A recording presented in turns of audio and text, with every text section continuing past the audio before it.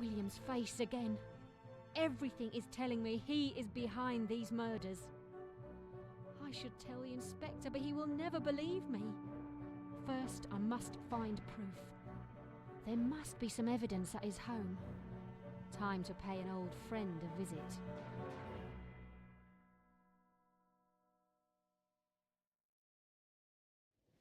What will I say to him? I can't simply accuse him of being Jack the Ripper. I know. I'll just tell him I've come for more medicine. He won't suspect me that way.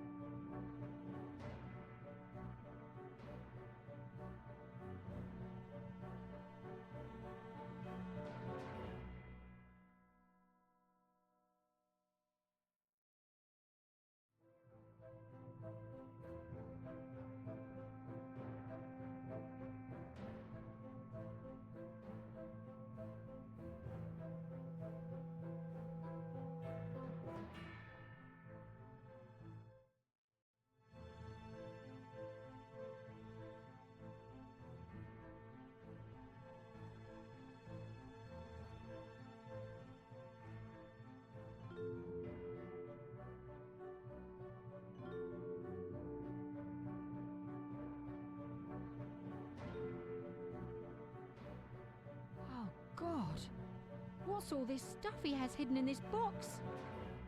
I didn't think William believed in mysticism and magic, but these items all belong to some dark magic religion. And is that a human kidney?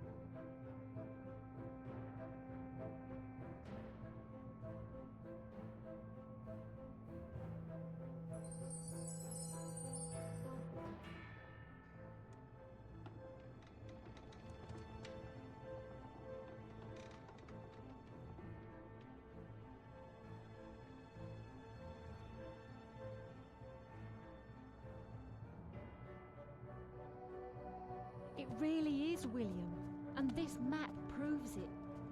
All the murdered women are listed on here. I still can't believe it. But maybe I can prevent him from finishing his ritual. If I can warn the final victim, then maybe I can save her. All the murder locations are marked on the map, and one still remains. 13 Miller's Court. 13. Of course. It all had to end on 13. I must go there at once and warn her.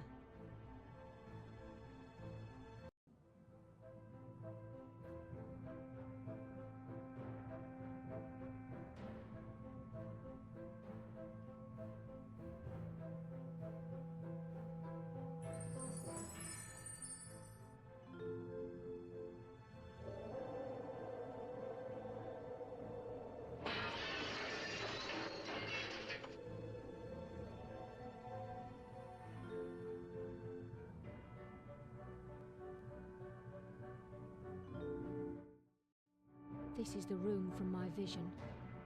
I must write a letter to warn her about Gull.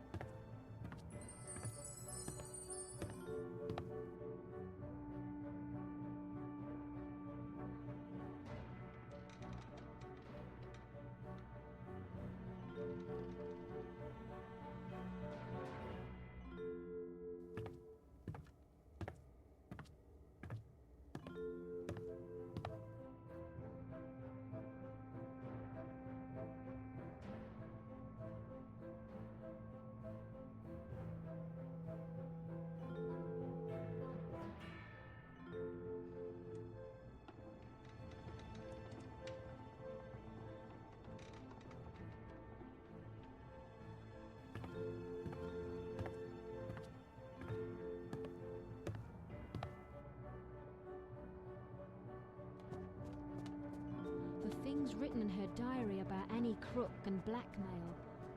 Seems there may be a really high-up person controlling William. Was he carrying out these murders for someone else and using them as a means to gain power, I wonder? Pray she will find my letter and heed my warning. I am so tired now. Got to go home and get some rest before I collapse. Tomorrow, I will tell Inspector Aberline all I know and bring an end to this horrid affair. Morning, sir. The rent collector found her at 10:45 this morning in room 13. She wasn't answering her door, so he looked through the window, saw the woman's mutilated remains. Room 13? Do we have an ID for the victim?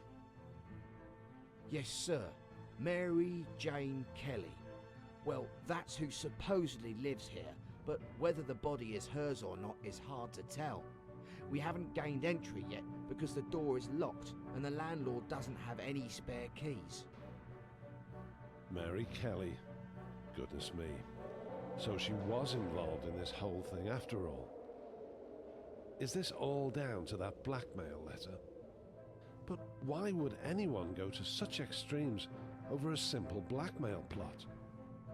Maybe I can find answers inside Mary Kelly's room. 13 Miller's Court. Emma DeVille said it would all end at 13. I must find out what happened here. The body is inside that room.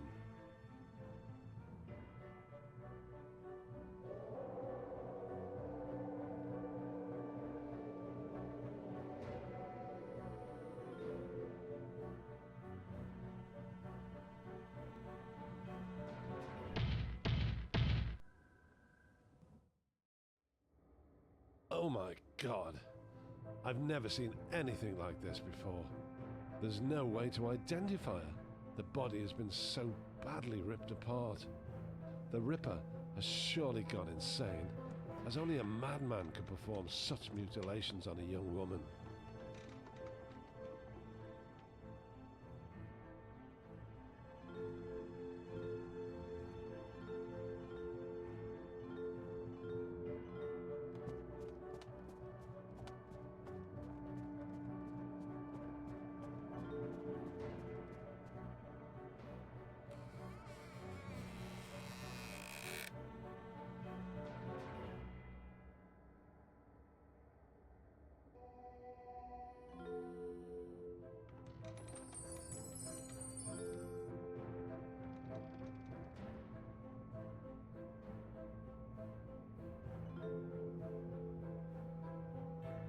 This letter is a warning written by Emma DeVille, telling Kelly to flee for her life.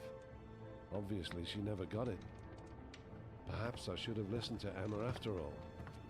Everything she said would happen has come true.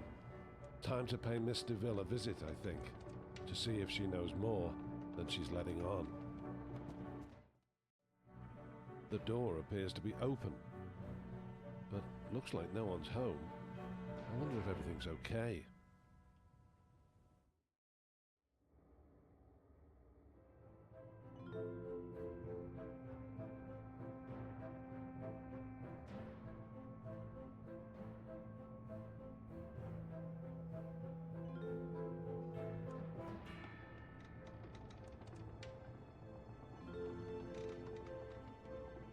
Mary Kelly's diary seems to point to a royal conspiracy behind all of this.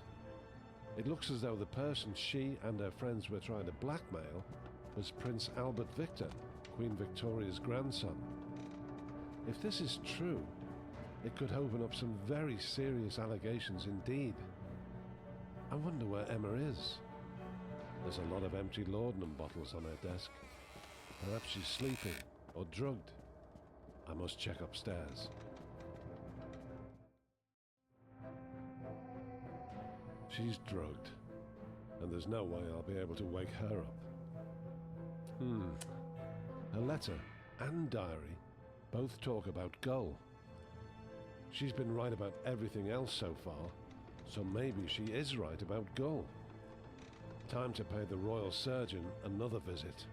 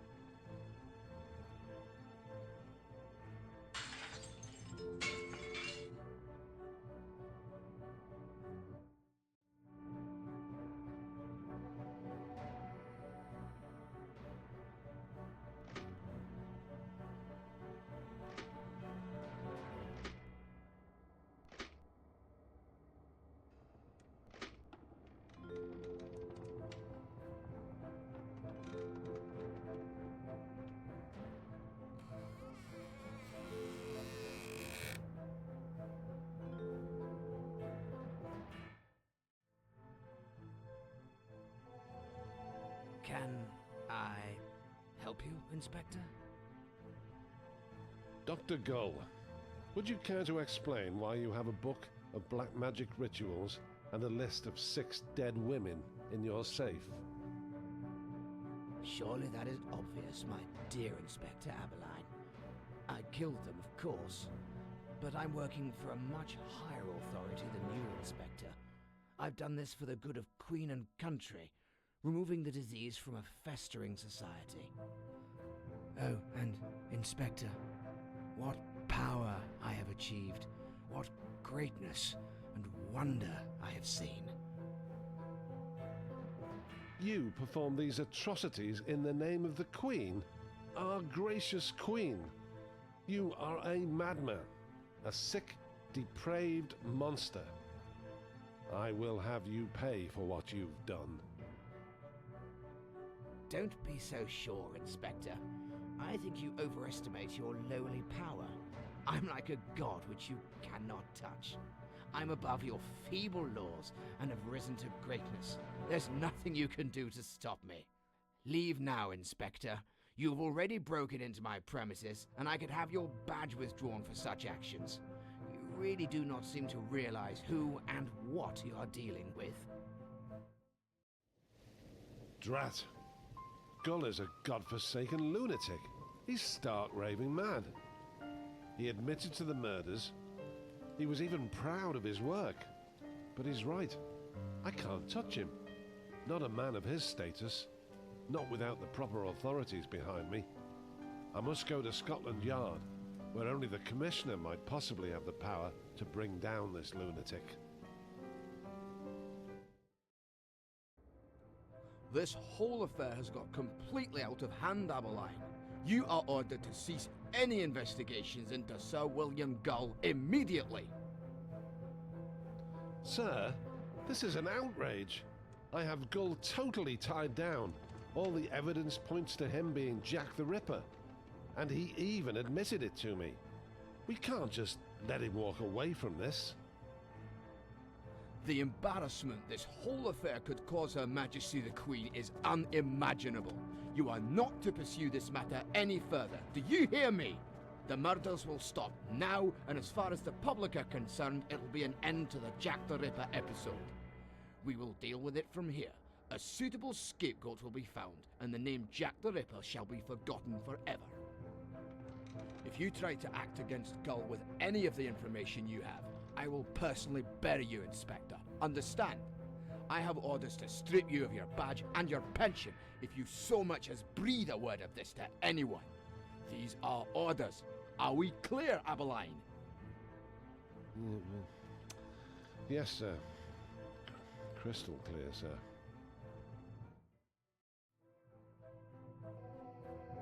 So, Emma, is this how it all ends?